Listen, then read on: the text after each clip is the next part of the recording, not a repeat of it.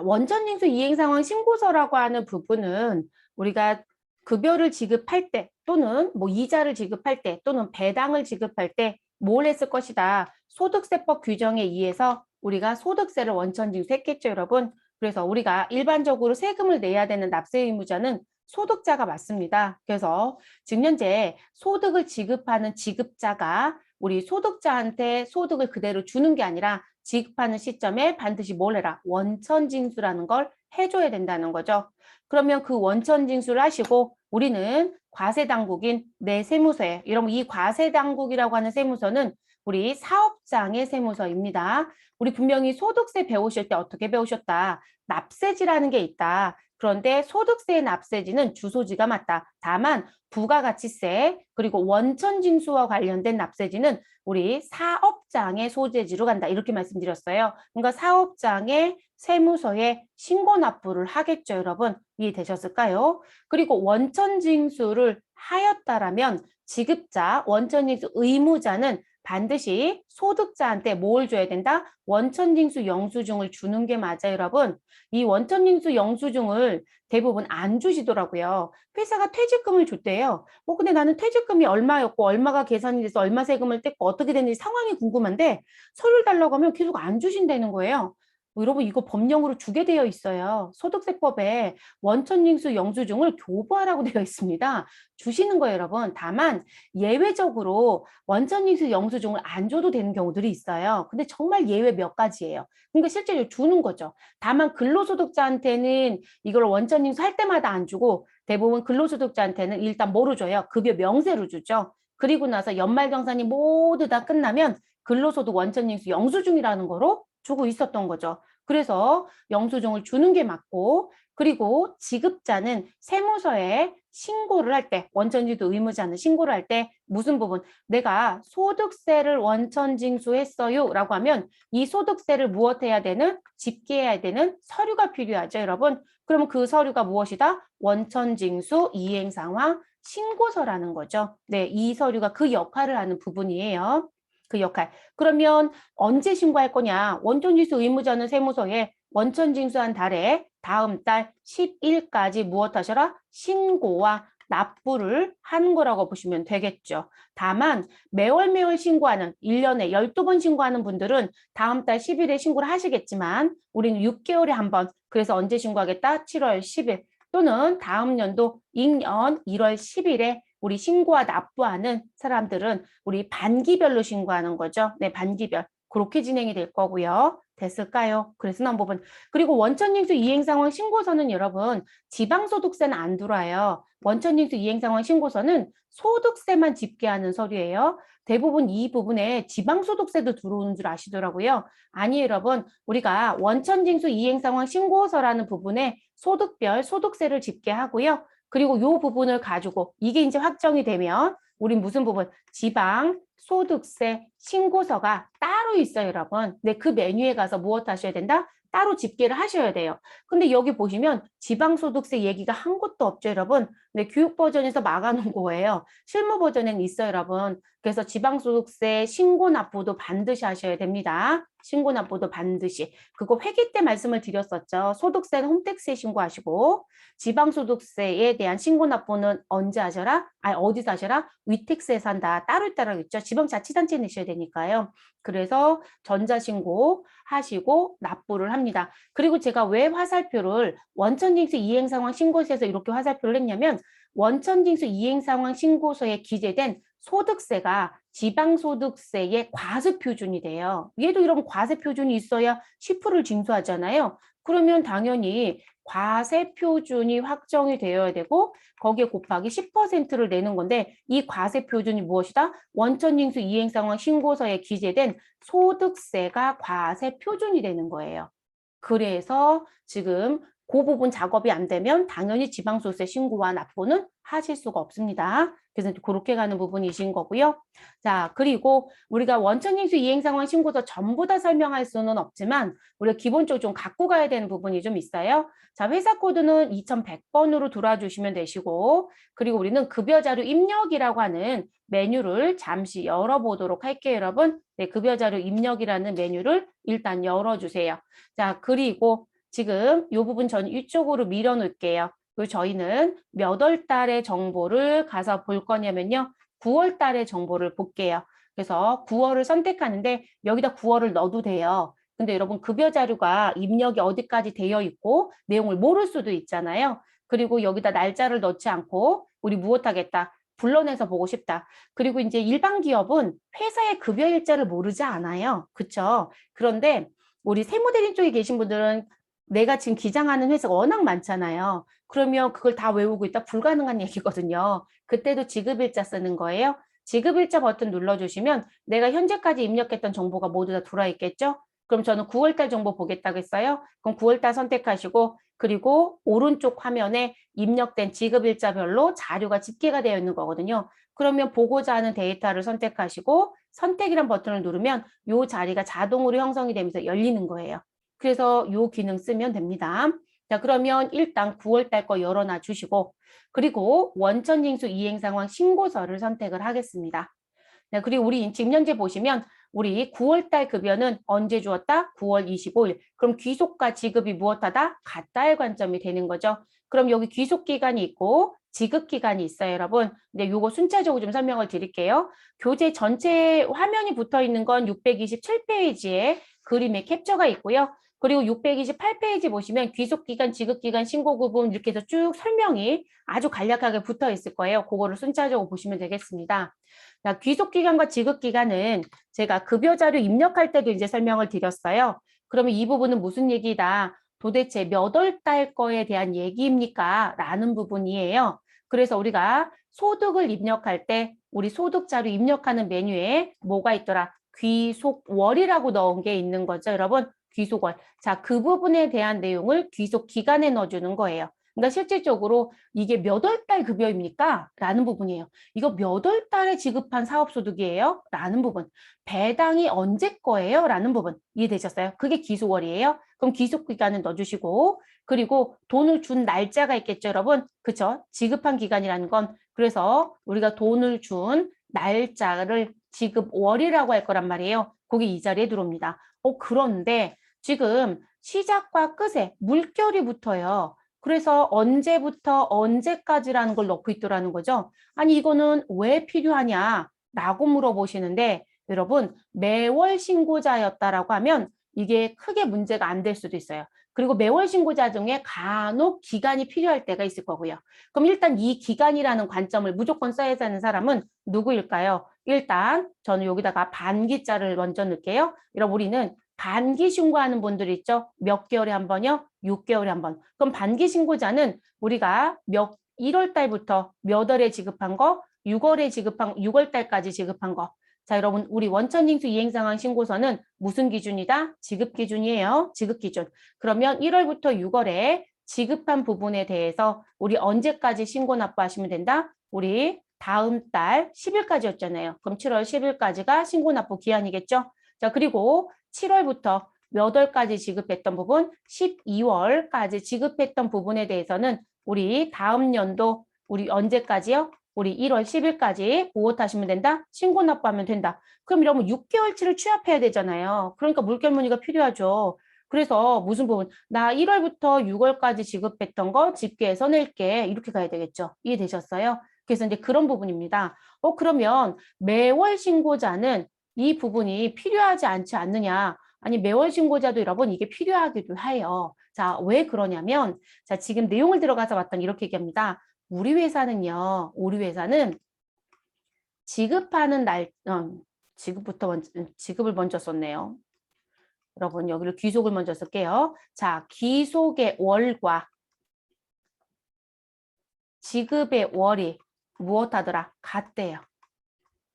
자, 우리 지금 9월 달 거 갈 거예요, 여러분. 그러면 무슨 얘기가 될까요? 자, 지금 귀속과 지급월이 같다라는 얘기는 나는 9월 달 급여를 9월에 지급했어요. 이 얘기가 됩니다. 됐나요?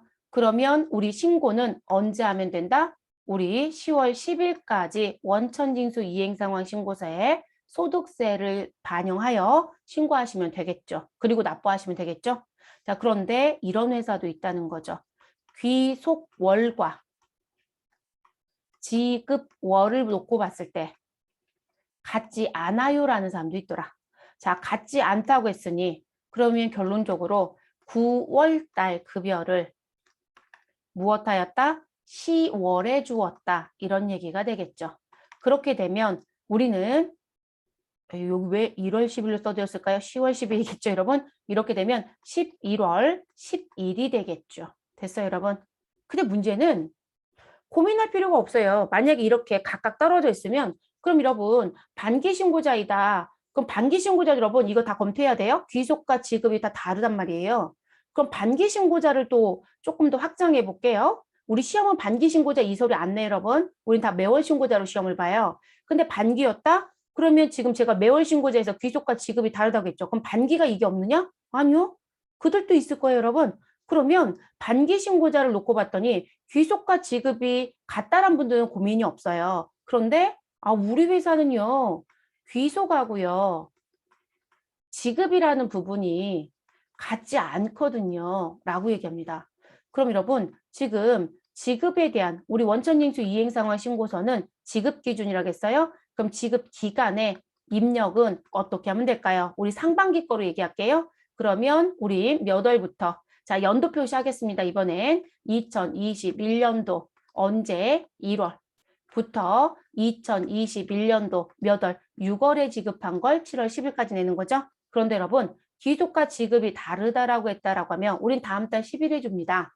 라고 하면 여러분 지금 여기가 어떻게 될까요? 우리 2021년도 1월에 주는 건 2020년도 12월 달 거 주는 거죠. 그러면 연도는 2020년 12월이 될 거고요. 그리고 우리 2021년도 6월에 주는 건 2021년도 5월 달 거 주는 거예요. 그럼 2021년도 5월을 넣어야 되겠죠. 그래서 여러분 이 자리가 이런 프로그램 들어오면 이 자리가 왜 흰색이냐는 거예요. 흰색인 이유가 이것 때문에 그래요. 연도가 다를 수도 있구나. 근데 이거 감지 못하시는 분들은 다 어떻게 넣을까요? 앞에도 1월부터 6월, 뒤에도 1월부터 6월. 근데 자료가 자꾸 빠져요. 근데 문제는 뭘까요? 이 집계를 제대로 못하고 있다는 얘기인 거죠. 그래서 모든 회사가 귀속과 지급월이 같으면 일이 정말 간단하거든요. 근데 그렇지 못해요. 그래서 특히나 반기는 우리 신고하실 때 귀속기간에 입력하는 부분, 귀속기간에 입력하는 부분과 지급기간에 입력하는 부분이 같지 않더라. 그리고 무슨 부분? 연도도 다르더라. 그럼 반드시 다 손으로 입력해서 구동을 잘 하셔야 됩니다. 그래서 그거 조심하셔야 돼요.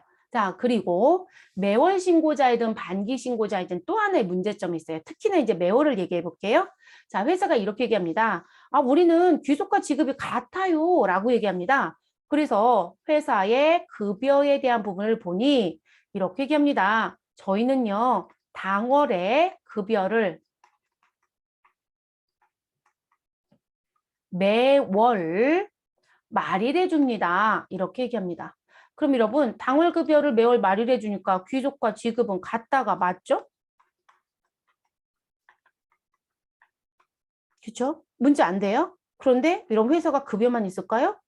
퇴직소득도 있을 수 있고 사업소득도 있을 수 있고 이자소득도 있고 배당소득도 있고 다 들을 수 있죠? 종업원이 있는 회사는 다른 건 몰라도 여러분 급여가 있으면 근로소득이 있으면 우리 무슨 소득도 의례적으로 있더라? 퇴직소득도 있더라는 거죠? 종업원이 그만둬서 퇴직금을 줬대요. 그럼 여러분 우리 시험 문제의 퇴직금 문제가 얼마나 재밌냐면 오늘 그만뒀는데 오늘 퇴직금을 줘요. 정말 좋은 회사죠? 그런 회사 없어요, 여러분. 그렇지 않나요? 직장 다녀보셔서 아시겠지만 그날 그만뒀는데 누가 그날 퇴직금을 주고 있어요? 대부분 근로기준법상에 14일 내에 줘야 된다고 하죠. 그 14일 안 지켜서 우리가 전화하기도 하잖아요. 언제 주실 거예요? 라고 하기도 하잖아요. 가끔 회사가 또 늦게 주기도 하니까. 그러면 퇴직금이 사실상 그렇게 나올 수가 없단 말이에요. 그럼 대부분 그만두고 일정 기간 뒤에 그만두더라. 일정 기간 뒤에 주더라는 거죠. 그러면 퇴직금을 예를 들어 볼게요. 회사가 종업원이 그만뒀습니다. 그래서 그만뒀는데 언제 그만뒀어? 라고 합니다. 우리는 법정 기간은 다 지킨대요. 네, 14일 내엔 다 준다고 할게요. 그런데 한 예입니다. 한 예를 들어서 우리 종업원이 퇴사를 했습니다. 그래서 퇴직 일자가 9월 30일입니다. 라고 얘기를 합니다. 9월 30일. 자, 그러면 이 종업원에 대해서 퇴직금 언제 줬니? 라고 물어봅니다. 퇴직금 지급한 날짜를 확인합니다. 그래서 확인을 해보니 퇴직금 지급 일자는 언제이더라? 10월 10일 날 줬는데요. 라고 얘기합니다. 자, 그럼 여러분, 우리는 어떻게 해야 될까요? 지금 분명 여러분, 근로소득자리 있고요. 퇴직소득자리 있어요. 같이 취합해서 된단 말이에요. 그러면 우리가 고민을 해봐야 되겠죠. 자, 우리가 귀속이라는 부분과 이쪽으로 쓸게요. 그리고 지급이라는 부분을 놓고 볼게요. 귀속을과 지급월. 자, 그리고 무슨 부분? 신고와 납부를 해야 되는 기한을 얘기해 볼게요. 저는 신고 기한만 쓸게요. 자, 그러면 급여를 일단 놓고 볼게요. 급여. 자, 급여라고 하는 부분.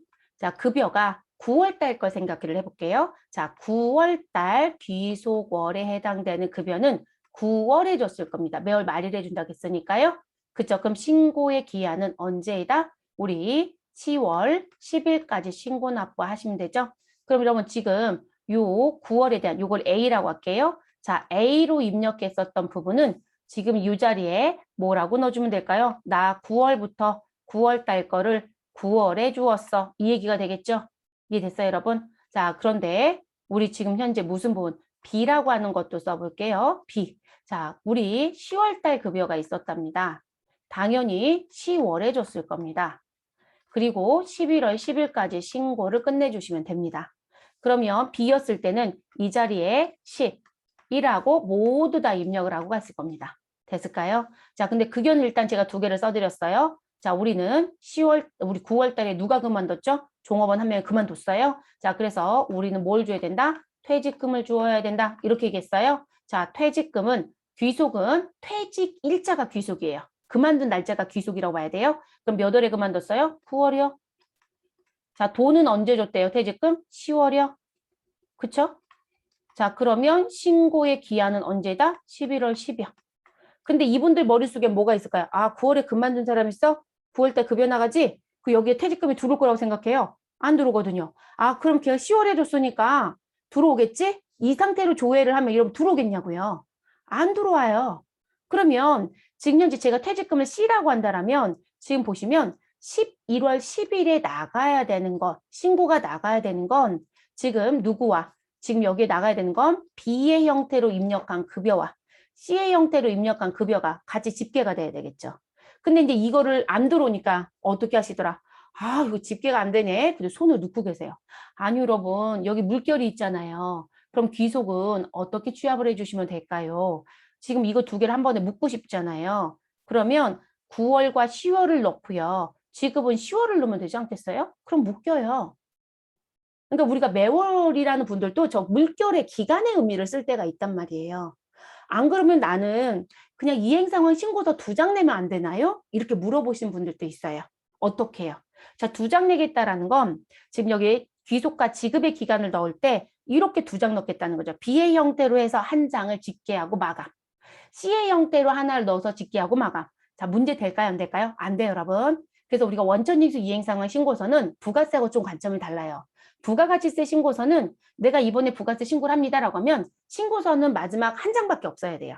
그러니까 여러 장이 들어올 수 없다는 거예요. 한 회사에서. 근데 원천징수 이행상황 신고서는 지금 보셔도 B, C를 묶어서 내지 않고 각각 내겠다라고 한다라고 하면 2장이 될 수도 있는 거예요. 문제될 거 없습니다. 근데 실무자들은 싫거든요. 그러니까 이제 이게 묶는 방법을 모르니까 자꾸 손으로 넣는다는 거죠. 넣는 게 아니라 지금 요거 두 개를 하나로 묶어버리고 싶으시면 앞에는 몇 월 넣으시고 9월로 넣으시고 뒤에는 몇 월 넣으시고 10월로 넣으시고 나는 뒤에는 뭐로 넣는다? 10월로 넣으시면 우리 무엇이 된다? 취합이 돼요, 여러분. 근데 묶고 싶다면 그렇게 하시라는 거예요. 시험은 이렇게 안 내요, 여러분. 우리 시험은 절대 이렇게 낼 수가 없어요. 너무 어려워요. 못 냅니다. 그래서 그냥 급여만 있어. 그럼 급여로 끝. 우리 상여만 있어. 그러면 상여로 끝. 이렇게 내는 것처럼 그냥 단타식의 관점으로 끝내시고 끝낼 거예요. 내고 말 거예요. 다만 이런 문제는 내겠죠. 제가 이 서류는 무슨 기준이라고요? 지급 기준이에요. 지급 기준 들어가는 거니까 앞에가 누군가는 9월을 넣고 뒤에도 누군가는 9월을 넣지만 누군가는 앞에 9월을 넣고 뒤에 10월을 넣는 사람도 있겠죠. 자, 위에 써드린 부분은 귀속과 지급이 같다는 얘기고 아래 써드린 건 귀속과 지급이 다르다는 거잖아요. 이 정도의 시험 문제는 낸다고요. 네, 이 정도는 냅니다. 그래서 요 의미를 알아두실 것. 그리고 여기다 넣은 이 귀속기간은 우리 국세청 양식의 귀속 연월일 자리가 있어요, 여러분. 여기에 집계가 되는 거고요. 여기 지급기간이란 부분에 넣은 건 여기 지급연월일 집계가 돼서 들어갑니다. 그러니까 대부분 이게 화면에서만 보여진다고 생각하는데 아니요, 이거 맨 상단에 원천징수 이행상황 신고서 맨 상단에 기록되는 정보예요. 요 부분의 날짜가 이쪽으로 집계가 됩니다. 아까 제가 반기신고자 말씀드렸잖아요. 그럼 반기신고자는 6개월씩 쓰는데 그럼 저기 앞에 뭐 써야 돼요? 라고 물어보세요. 앞쪽에 쓴 거예요. 기속과 지급기간 입력할 때 앞에 있는 거 있죠? 그 날짜가 찍혀요. 여기에는 물결 무늬가 안 들어가요, 여러분. 대표 날짜 하나만 지켜요. 근데 그 부분은 여기 앞쪽에 입력한 게 요 자리에 들어온다라고 알아두시면 돼요. 그래서 그렇게 움직여지는 부분입니다. 됐을까요? 그래서 이제 그렇게 움직이는 부분. 지금 장황하게 제가 설명을 드리는 건 시험은 쉽지만 업무는 꼭 고민을 좀 해보셔야 돼요. 그리고 원천징수 이행상황 신고도 여러분 신고를 할 때 여기 신고 구분 선택하겠죠. 무슨 부분? 정기신고이냐? 그럼 저희는 다음 달 10일까지 신고해야 됩니다. 정기신고이죠? 자, 그리고 정기신고가 끝났는데 잘못됐대요. 그럼 무슨 신고가 있을까요? 수정신고요. 그렇죠? 그리고 우리가 신고를 끝내야 되는 날짜가 다음 달 10일인데 다음 달 10일까지 신고를 못했다? 그럼 뭘까요? 기한 후 신고. 자, 그걸 선택하겠죠. 그리고 수정 신고를 선택했을 땐 당연히 몇 차 수정인지를 표시해야 될 거고요. 그래서 이 부분은 부가세 쪽하고 동일합니다. 세무 2급은 이 수정 신고 문제 안 나오고요. 세무 1급부터 간혹 수정 신고 문제를 낼 때가 있습니다. 자, 그리고 우리가 원천징수 이행 상황 신고를 할 때 매월 신고자인지 반기 신고자인지 여기 신고 구분도 국세청에 체크가 돼서 들어갑니다. 자, 그러면 매월 1년에 12번, 반기 1년에 2번. 아, 너 지금 여기 신고하는 거 수정이었어? 그럼 수정. 자, 지금 신고하는 자리에 연말정산 자료가 있어? 그러면 근로소득 부분에 갔더니 이렇게 연말이라고 해서 나오는 자리가 있어요, 여러분. 이 자리에 기록되는 정보가 있다는 얘기예요. 사업소득도 연말정산 신고자가 있었죠, 여러분. 자, 그러면 이런 자리에 기록된 정보가 있겠죠. 그러면 요 자리에 체크가 되는 거고요.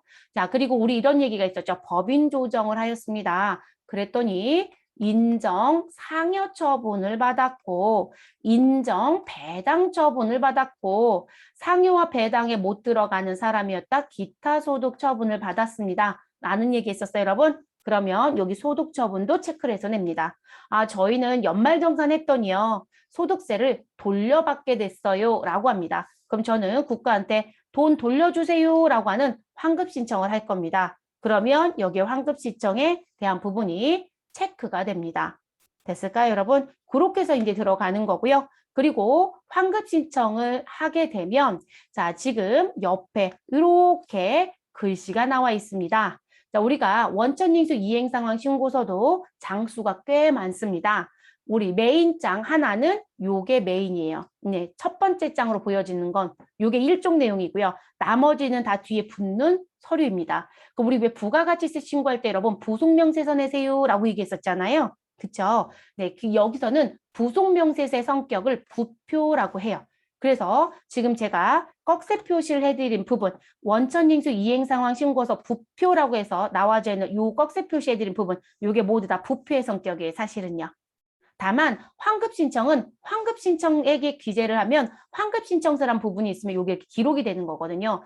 그래서 이제 따라가는 부분들인 것뿐인 거고요. 이게 다 부피의 성격이에요. 전부 다 부피의 성격. 그러면 지금 현재 무슨 부분에 대한 얘기? 우리 지금 현재 신고하는 부분에 뭐가 있었다? 사업소득이 있었다. 지금 현재 신고하는 부분에 이자소득이 있었다. 배당소득이 있었다. 아, 그러면 모두 다 부표를 작성하느냐? 아니요. 일반적인 근로소득에 대해서는 부표라는 건 사실 작성하지 않습니다. 네, 작성하지 않고요. 여러분 지금 제가 이거 화면 일부러 더 크게 키운 거거든요. 안 따라 내려오죠? 근데 이게 이제 불편한 부분이에요. 근데 어찌됐든 요건 보여지니까.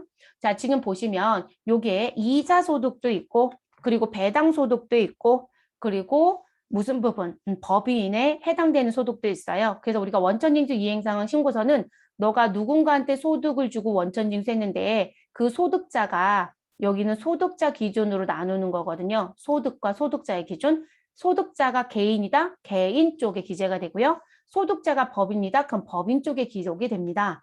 그리고 개인의 소득에 대해서는 다시 근로소득인지 아니면 퇴직소득인지 사업소득인지 기타 소득인지 이자 소득인지 배당 소득인지 그 외의 소득인지를 집계 합니다. 자, 그렇게 집계가 되고요. 그리고 이제 그 부분 중에 무슨 부분? 아, 너 지금 이자 준 거 있어? 네. 그러면 이자 소득의 집계가 될 거고요. 배당 지급한 거 있어? 네. 그리고 너 지금 이번에 뭐 줬는데 비영업 대금 이익이요. 그러면 우리는 생각했을 때 이자라고 생각할 수 있겠죠. 근데 이렇게 얘기합니다. 소득자가 법인인데요. 그러면 법인 원천의 기재가 됩니다. 이해되셨어요? 그러니까 개인이었을 때 이자는 이 자리에 집계가 되지만 법인이었을 땐 여기 들어가는 거예요. 그럼 제가 이제 동그라미를 했네요. 그리고 지금 소득을 지급하는 과정 중에 개인은 다시 어떻게 나누죠, 여러분? 거주자와 비거주자로 나눴어요. 자, 그러면 비거주자 소득이 있다라고 얘기를 합니다. 그럼 비거주자는 거주자가 아닌 자. 그럼 거주자는 주소가 있거나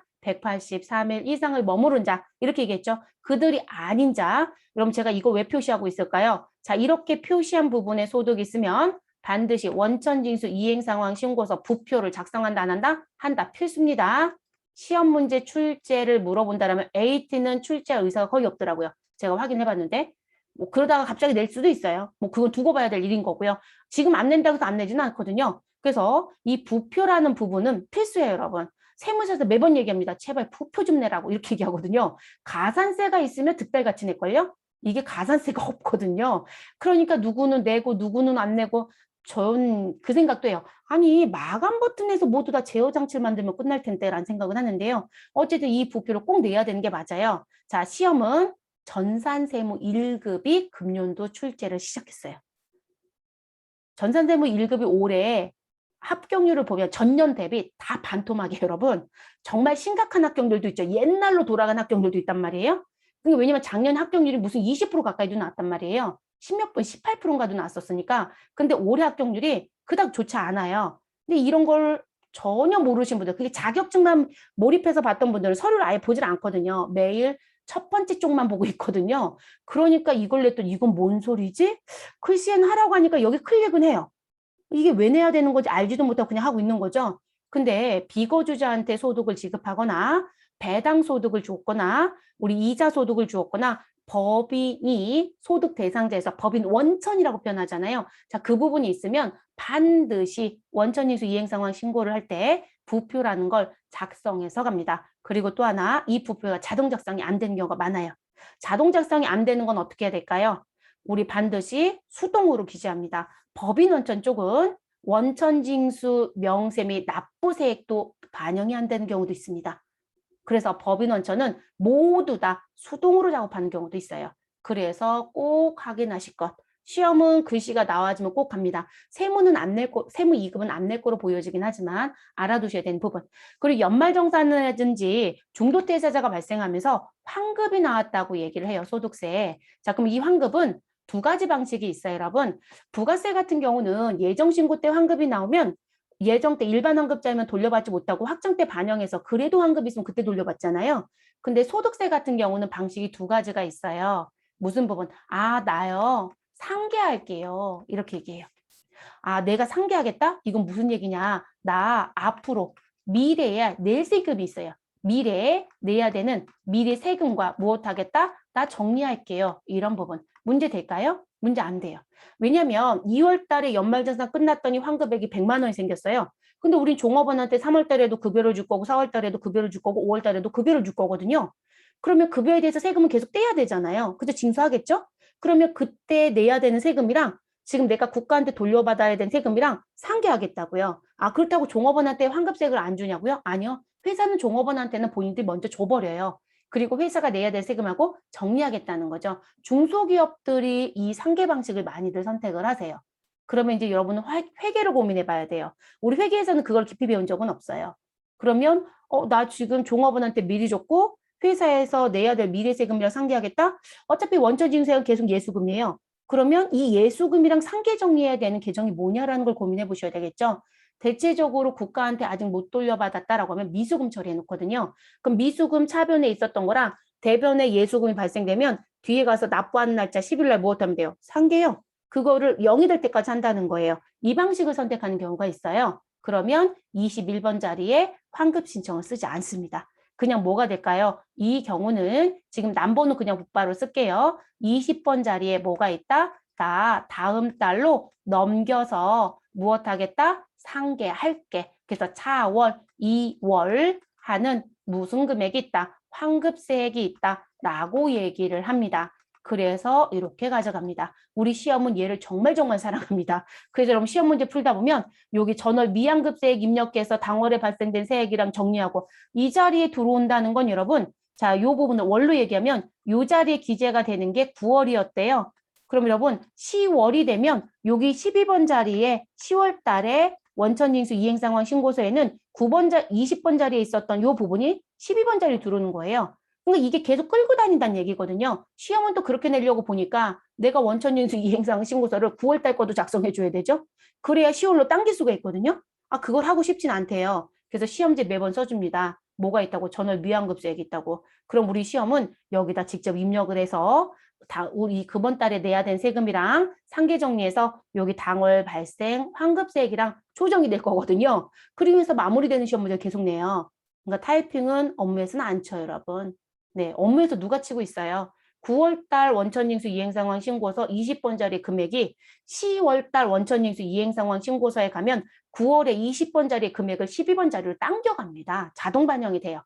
시험만 타이핑을 치는 거예요. 그렇게 올라가는 부분. 그게 20번의 의미예요. 그런데 환급이 나왔을 때 난 상계 정리 안 하고요. 국가한테 환급 신청할 거예요. 이 선택은 본인들이 하시는 거예요. 그리고 여러분 우리 가끔 이러시더라고요. 환급 신청 근로자가 하는 거죠? 아니 회사가 합니다. 근로자 안 해요. 여러분 근로자가 얼마나 인원수가 많은데요. 회사가 다 합니다. 그럼 회사가 환급 신청을 했다. 자 그러면 우리는 몇 번 자리? 21번 환급 신청액이라고 하는 부분에 금액을 기록하는 거예요. 이 자리에.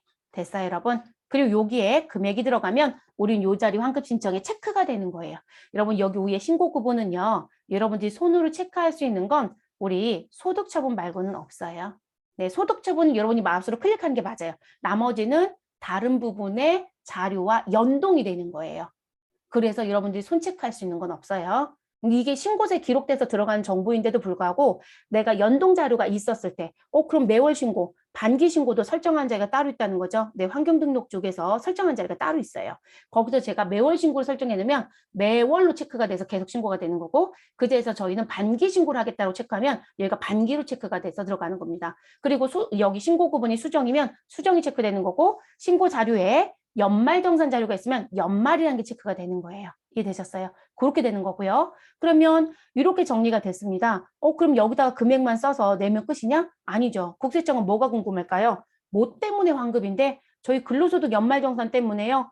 그래? 그러면 원천징수세액에 대한 환급 신청서 내고 그리고 너가 기존에 냈던 세금 돌려받는 거지? 그러면 기납부세액도 내줘야 되고 그리고 무슨 부분? 너 혹시 21번 환급 신청이 당월에 신고하는 원천징수 이행상황 신고서의 자료뿐만이 아니라 혹시 전달해서 넘겨받았던 것도 같이 하는 거니? 라고 물어봐요. 네 라고 하면 그래? 그럼 전월 미환급세액 조정병세서도 내면 돼. 라고 얘기합니다. 여러분 서류가 많이 추가되죠. 이 서류가 환급 신청이 다 붙여줘야 되는 서류예요. 이해되셨어요? 자, 거기에다가 뭐까지 있다? 저희는 다른 회사랑 M&A에서요, 승계도 있었는데요. 그러면 이것도 들어갈 수 있습니다. 그래서 대부분 기본적으로 환급 신청을 하면 이 두 서류는 무조건 기본 서류이고요. 이 두 서류는 무조건 기본 서류이고 그리고 이 두 가지는 있을 때만 작성하는 서류이다. 이렇게 말씀을 드립니다. 됐을까요? 그래서 환급 신청하면 이 자리 환급 신청이 체크가 되고 여기 환급 신청서 작성이란 자리도 있죠. 여기도 체크가 돼서 들어가는 거예요. 그래서 이렇게 움직이는 부분. 그래서 우리가 자격증에서 배우시는 원천징수 이행상황 신고서는 그냥 첫 번째 쪽 1번에 우리 무슨 부분 여러분 반영된 거 보이시죠? 라는 수업으로 그냥 끝나죠. 시험이 딱 거기까지만 되니까요.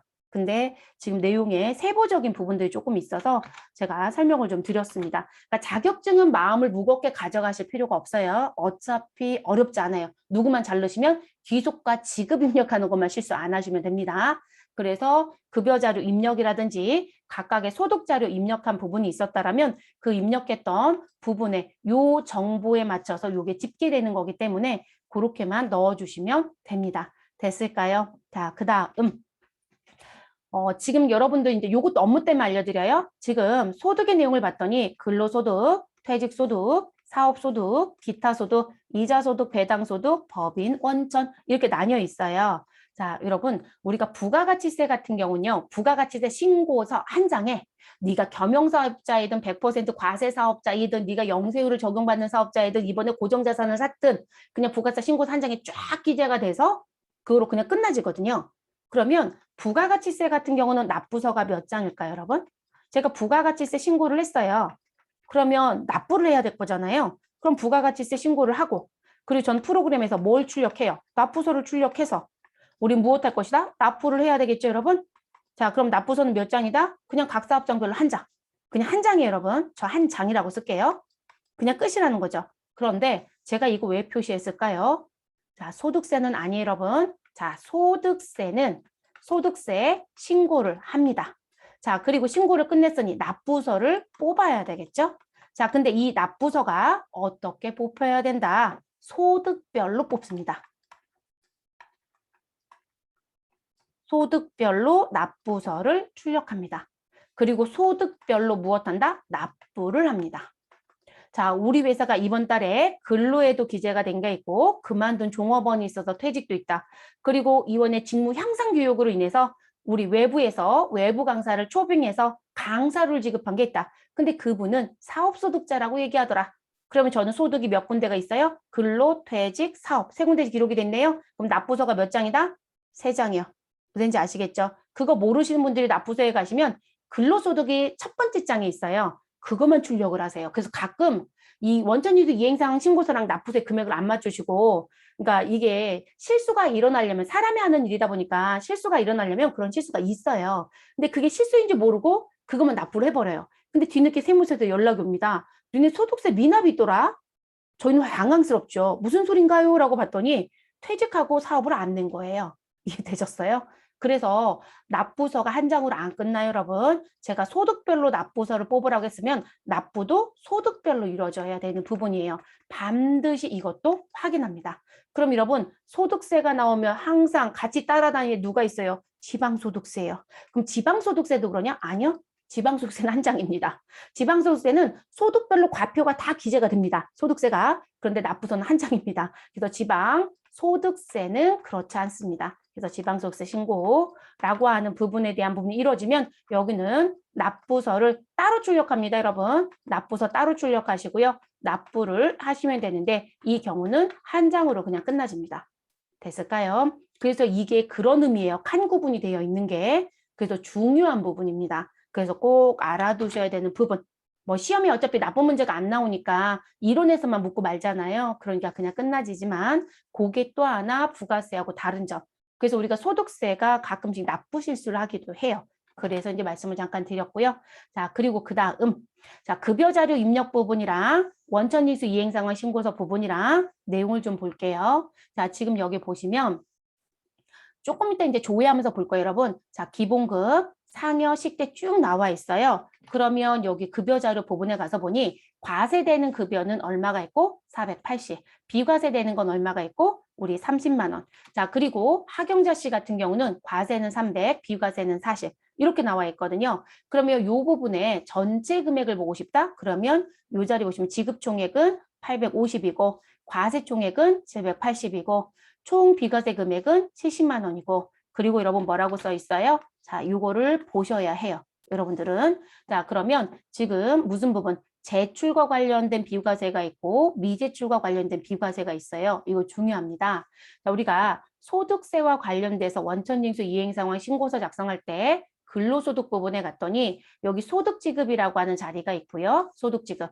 그리고 총지급액이라는 자리가 있습니다. 그럼 여기 총지급액에 들어오는 부분은 자, 여기를 놓고 봤을 때 우리가 대체적으로 이걸 처음 보신 분들은 지급 총액이 다 들어온 줄 아세요. 그러면 우리는 두 사람이 있잖아요, 현재. 그리고 퇴사한 사람은 없어요. 여기 글씨가 이 글씨가 그런 의미고요. 그러면 두 명에 대한 전체 금액 850이 다 들어온다고 생각한다는 거죠. 그런데 그렇지가 않아요. 그래서 이 자리에 들어오는 부분의 금액은 지급 총액이 아니다예요. 그럼 여기 짓게 되는 총 지급액이라는 건 누가 들어오는 것이냐? 자, 일단 우리 소득세가 무엇되는 징수되는 과세 금액이 들어옵니다. 그래서 과세 소득이 들어올 거고요. 그리고 이 부분에 무슨 부분? 국세청에서 비과세임에도 불구하고 무엇해라? 어떤 비과세인지 궁금하니 추후에 난 내역을 원할 거야 라고 해서 얘기하는 제출 비과세가 있습니다. 그래서 여기에 제출 비과세 소득을 무엇한다? 합산해서 신고를 합니다.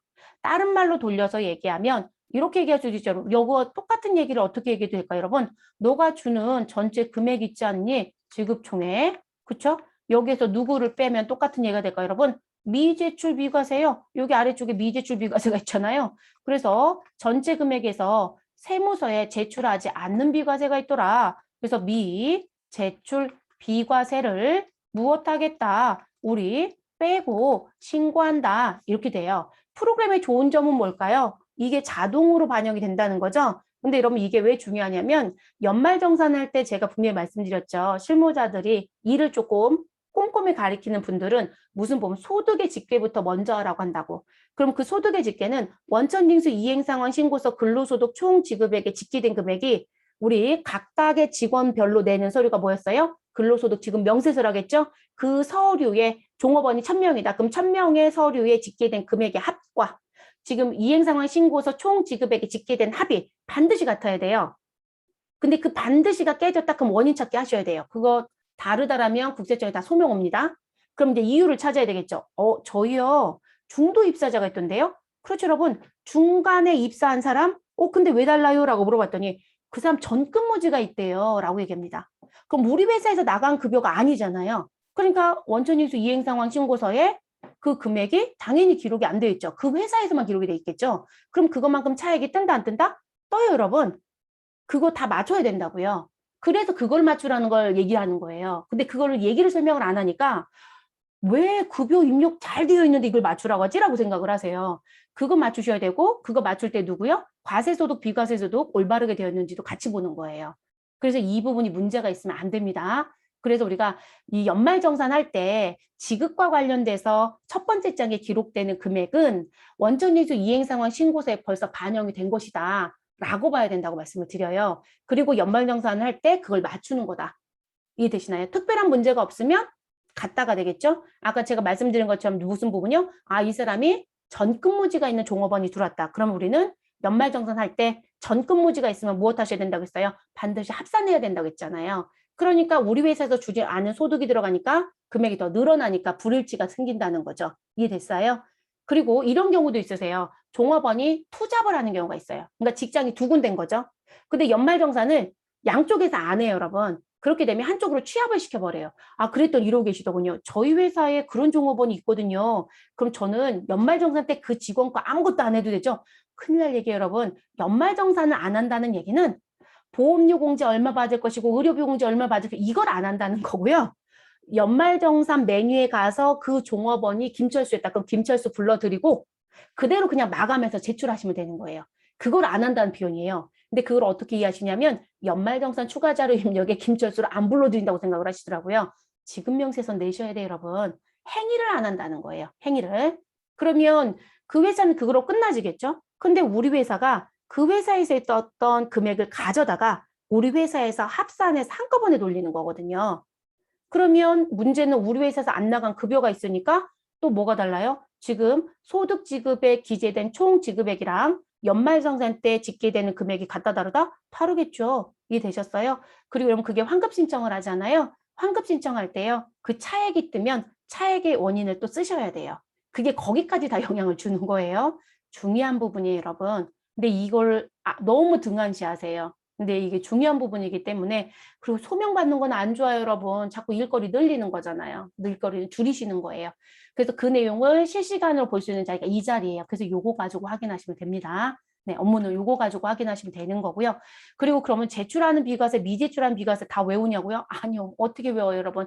그냥 국세청에서 배포한 근로소득 원천징수 영수증이라는 서류가 있잖아요. 네, 그 서류 뒷창에 붙어 있어요. 그거에 맞춰서 우리가 만들어져 있고요. 스마트A는요. 우리가 지금 수당공제 등록이라는 부분을 들어가 봤잖아요. 이 수당공제 등록에 들어가면 지금 현재 비과세 부분 중에 또는 우리 중소기업 취업감면 얘기해드렸었죠, 여러분. 중소기업 취업감면도 100% 제출이에요. 네, 거기도. 그러면 그 부분의 제출 여부를 확인할 수 있는 기능키가 이 버튼을 누르면 아예 무엇되어 있다? 탑재되어 있어요, 여러분. 근데 여기는 탑재가 안 되어 있어요. 여기는 탑재가 되어 있으면 참 좋겠는데 무슨 얘기냐면 자가운전 보조금이다. 그럼 이 자리 코드돔 F2번을 누르면 그 F2번 눌렀던 부분에 대해서 우리 창은 뜨지만 그 부분에 제가 딴 거로 이동할게요. 네, 추가 등록한 거로 봐야 드려야 돼서 코드돔 F2번 우리 급여자로 입력한 걸 제가 잠깐 잊었어요. 제가 잠깐 넣었다가 지울게요. 당직자만 칠게요. 그리고 이 자리 가서 코드돔 F2번 눌러주고요.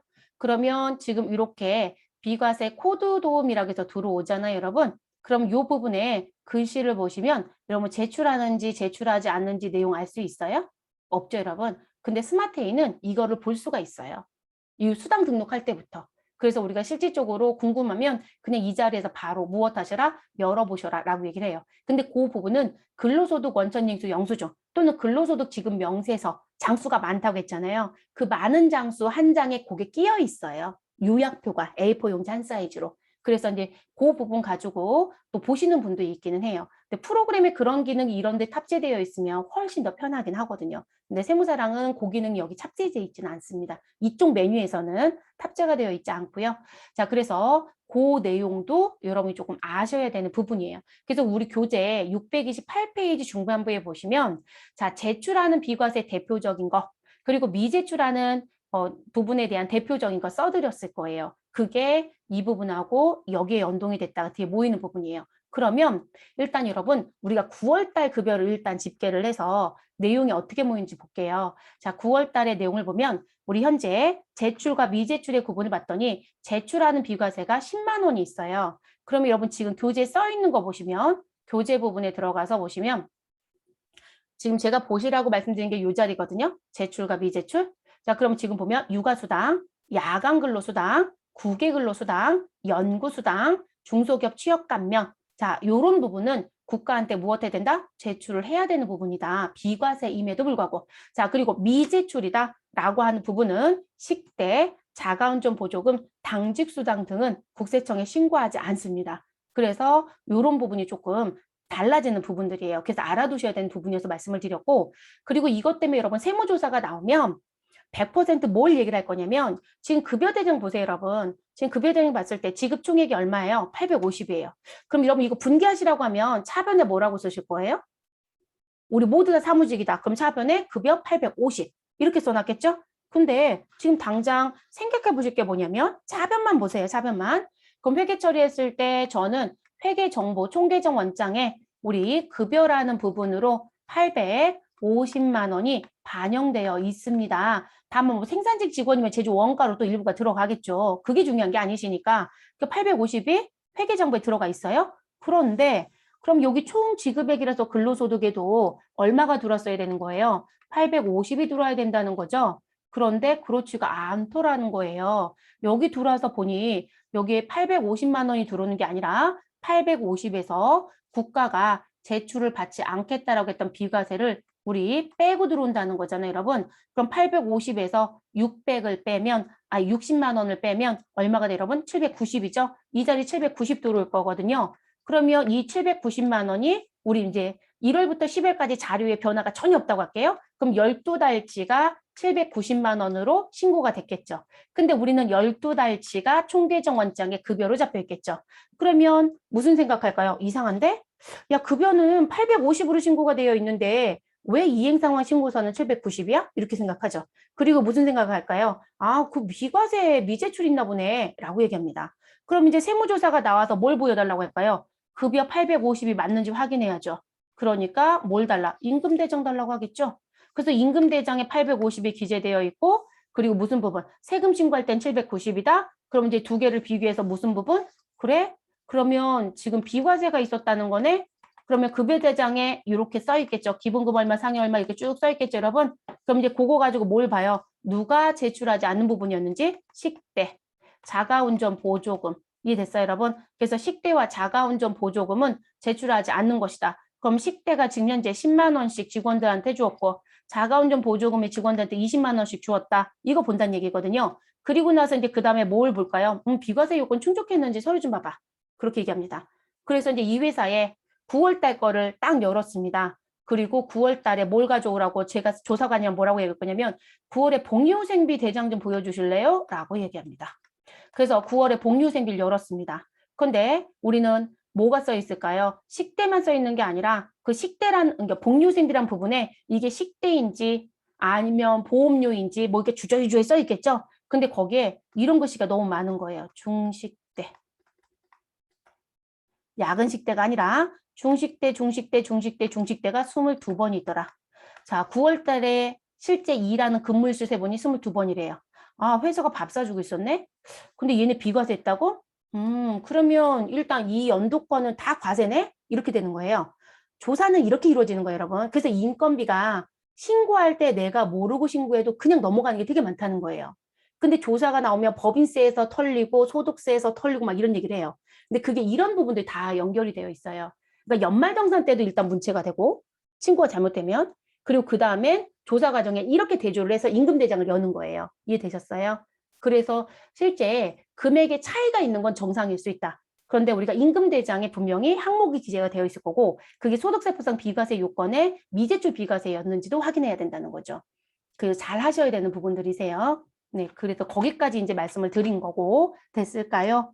시험 문제 내는 거 말씀을 드리면 우리 이제 집중심화에서 보겠지만 집중심화에 여기다 직접 입력하는 문제를 낸 적 있어요. 출제자가. 네, 근데 그 문제는 요즘엔 소강 상태더라고요. 안 내려고 하더라고요. 뭐 안 내면 안 내는 대로 가면 되죠. 언제 또 다시 수면으로 올라올지 모르지만. 근데 그 문제를 내는 이유가 뭐다? 지금 현재 우리 340만 원의 급여 총액이 있다. 그중에 누가 있다? 식대가 10만 원, 자가운전 보조금이 얼마가 있다? 20만 원, 야간근로 40만 원, 육아수당이 있다. 근데 다 비과세 요건 충족했대요. 그럼 식대와 자가운전 보조금은 이 자리에 들어오면 된다 안 된다? 안 된다예요. 그거를 할 수 있는지 테스트하고 싶어서 내는 문제예요. 그래서 내는 문제거든요. 그리고 그건 집중심화해서 다시 한번 볼게요. 그래서 시험 목적상이라도 요거는 반드시 외우시고 가는 게 맞습니다. 기억을 좀 하셔야 돼요, 여러분. 그래서 나오는 부분입니다.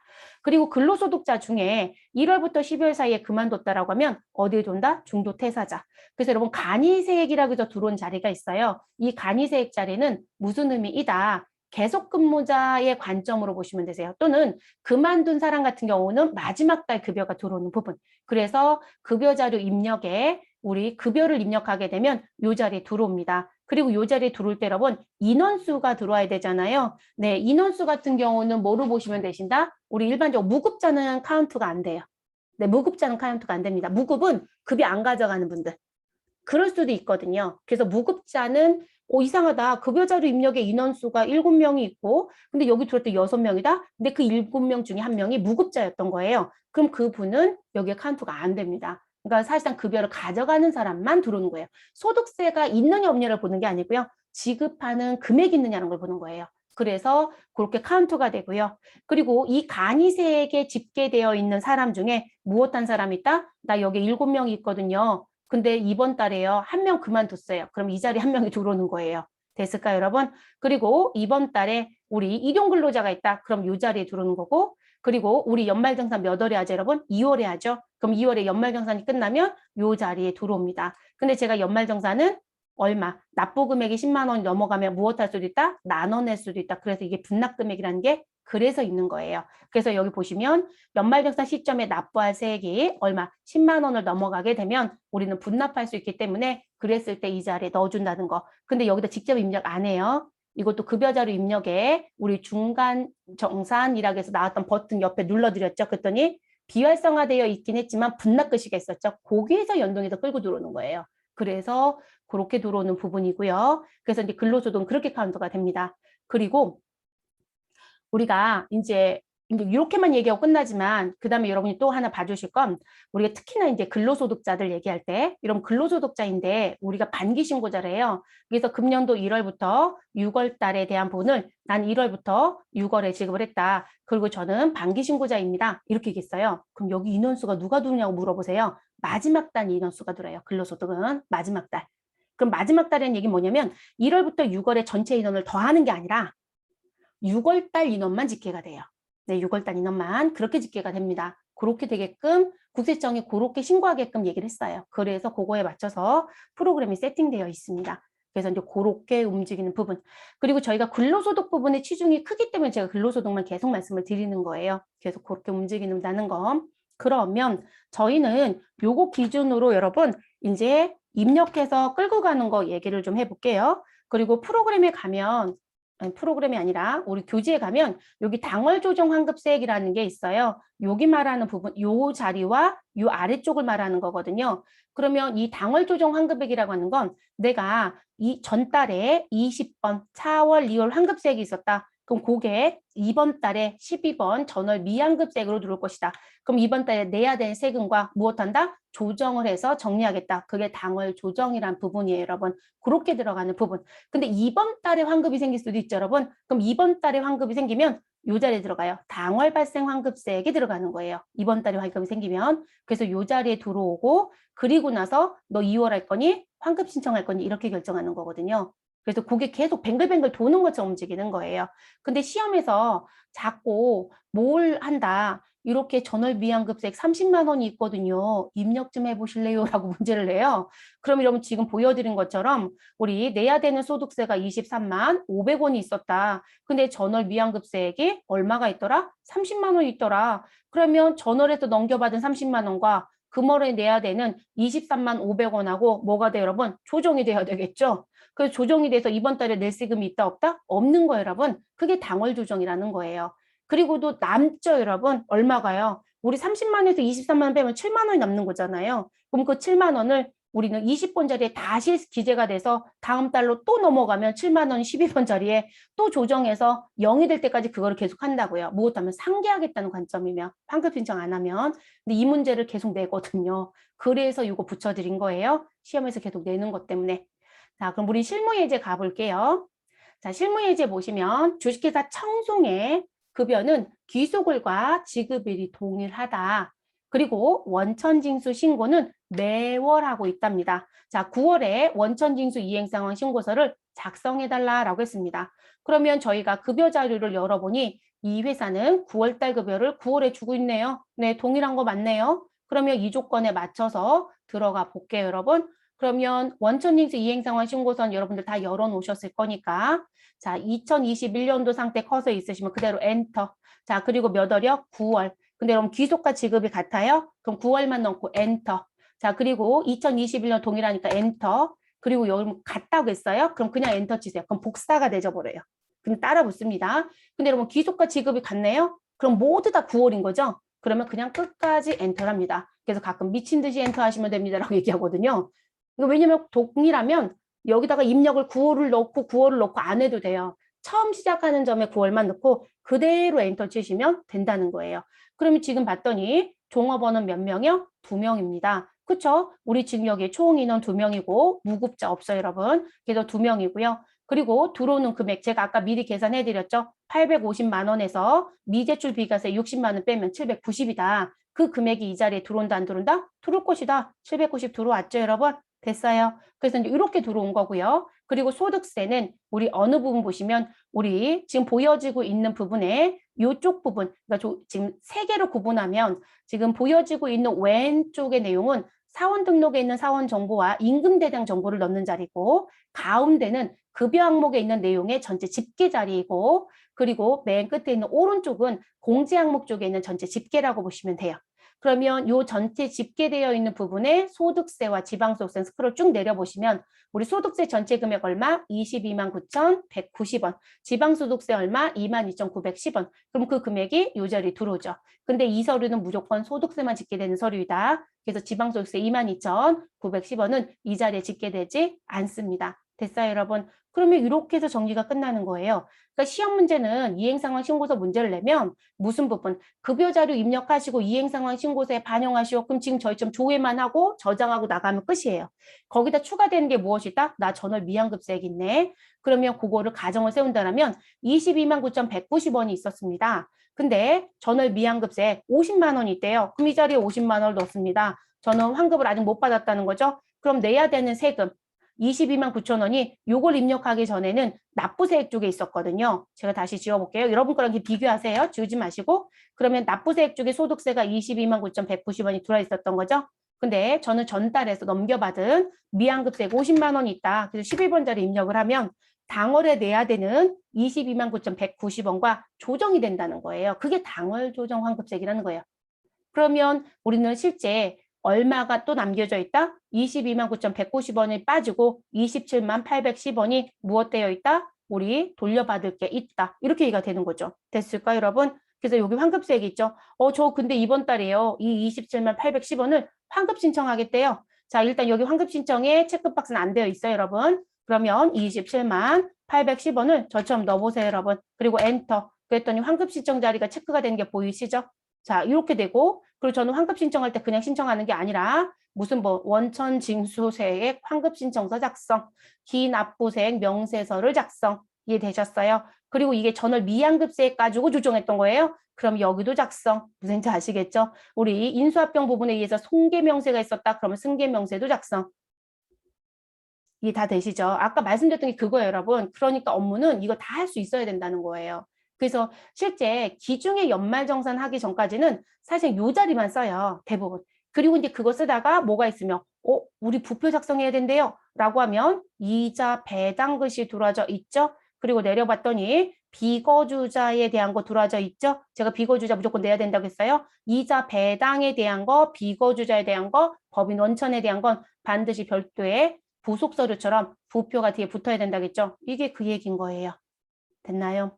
그래서 이렇게 움직이는 부분. 그래서 시험 목적상 최소한 전월미환급세액 입력하는 것까지는 알아두시면 되겠습니다. 다시 영어로 바꿀게요, 여러분. 우리 해당 사항 없어요. 환급 신청도 무엇하겠다? 바꿉니다. 됐어요, 여러분? 그래서 이렇게 끝. 자, 그리고 제가 마우스 체크 안 된다고 했으니까 그것도 봐야죠. 여러분 반기 체크해보세요. 체크 안 되죠? 수정 체크 안 돼요. 연말 체크 안 될 거고요. 자, 소득 처분 체크해 보실래요? 자, 소득 처분 체크가 되죠? 네, 이거는 본인이 결정해야 되기 때문에 그래요. 그래서 이 부분만 마우스 클릭하시는 거고 나머지는 뭔가를 선택하거나 어딘가에 당겨오거나 뭔가 하는 부분 때문에 연동이 되는 거예요. 그래서 체크하실 수 없다. 자, 그럼 이렇게 다 끝나셨으면 우리는 무엇하자? 저장이요. 근데 여러분 저장 버튼이 없죠? 자, 우리 종료 버튼 눌러보세요. 종료. 그랬더니 저장하겠네요. 예 눌러주세요. 네, 저장 버튼이 있으면 얼마나 좋을까요? 네, 이 메뉴는 저장 버튼이 없어요, 여러분. 그래서 메뉴를 나갈 때 저장하겠냐고 묻거든요. 반드시 저장해 주셔야 됩니다. 우리 이게 AT 수업할 때 왜 영수증 수치명세에서도 저장 버튼이 없어서 메뉴 종료하면 저장하기를 묻으면 꼭 해주세요 이런 얘기 했었잖아요. 이 메뉴도 똑같아요, 여러분. 네, 그런 특징을 또 갖고 있습니다. 자, 급여 자료 입력과 관련된 부분도 메뉴를 종료하겠습니다.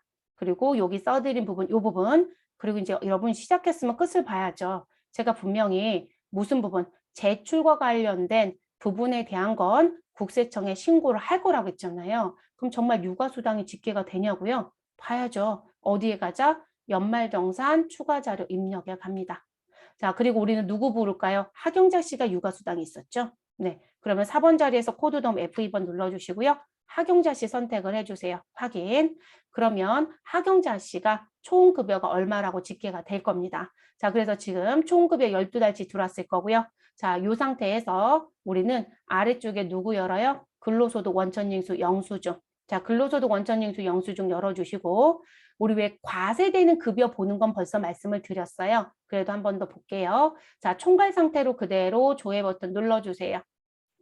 이거 엔터를 안 쳤네요. 자, 엔터 해주세요. 그러면 하경재 씨 들어왔죠, 여러분? 그럼 지금 보시면 하경재 씨는 급여가 1200이 있었고 상여가 250이 있었습니다. 그래서 전체 개는 얼마이다? 1450. 그래서 우리 어디에 연말정산 추가자료 입력에 21번 총급여, 과세급여 1450인 거 맞죠? 그러면 이 자리가 지금 제가 과세가 집계되는 자리라고 했잖아요. 그럼 맞게 됐네요. 그럼 이제 우린 궁금한 건 뭔가요? 자, 비과세임에도 불구하고 원천징수 이행상환 신고돼 집계됐던 육아수당 그게 제가 분명히 연말정산 신고할 때도 따라 들어갑니다 라고 했어요. 그러면 여러분 소득명세 옆에 뭐가 있어요? 비과세가 있죠? 자, 비과세 갔더니 18-2번 출산 보육수당이 얼마 있다? 현금무지에서 40만 원 있었다라고 집계된 거 보여요? 안 보여요? 보이죠? 자, 이거를 인쇄로 볼게요. 자, 데이터 체크해 주시고 상단에 인쇄 버튼 눌러줍니다.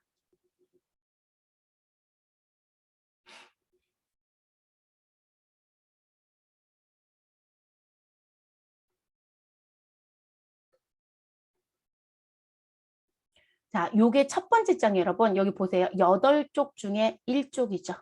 그러니까 우리가 항상 첫 번째 쪽을 제일 많이 보기는 해요. 그래서 지금 나와져 있는 이 내용을 보시면 자, 조금 전에 과세급여입니다. 라고 했었던 부분. 제가 화면을 조금 더 키울게요.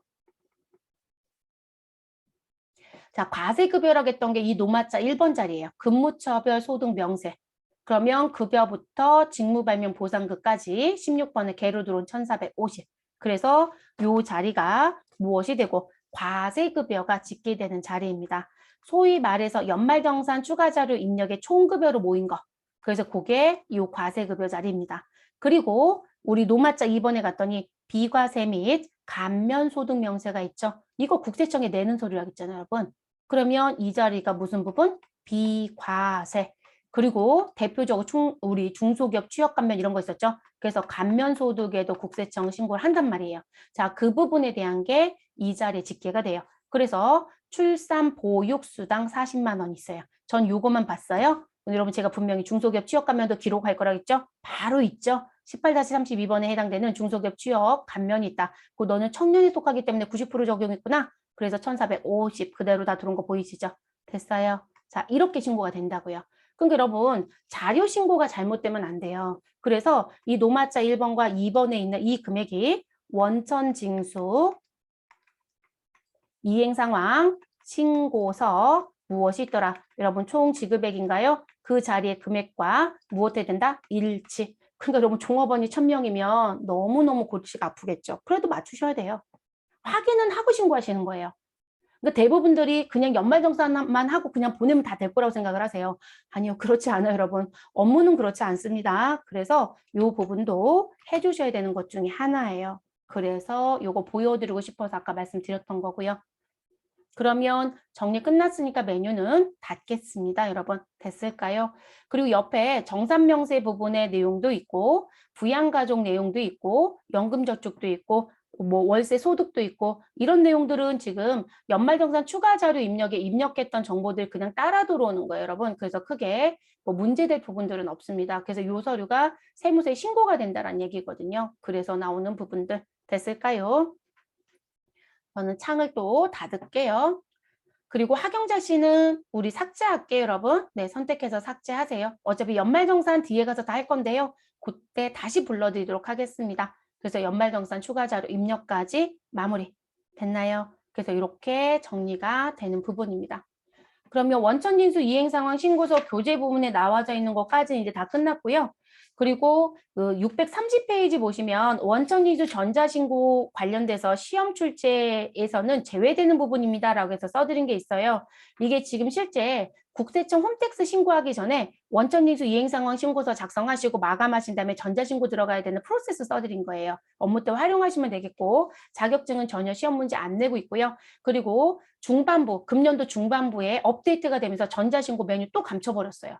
열어줬다가 2년 만에 왜 감춘지 모르겠어요. 이거 2년 열어줬거든요. 그리고 또 감춰버렸어요, 갑자기. 그래서 지금 여기서는 돌려보지 못하실 것 같습니다. 그래서 이제 그 부분 다음 시간에는 집중심화 좀 같이 풀어볼게요.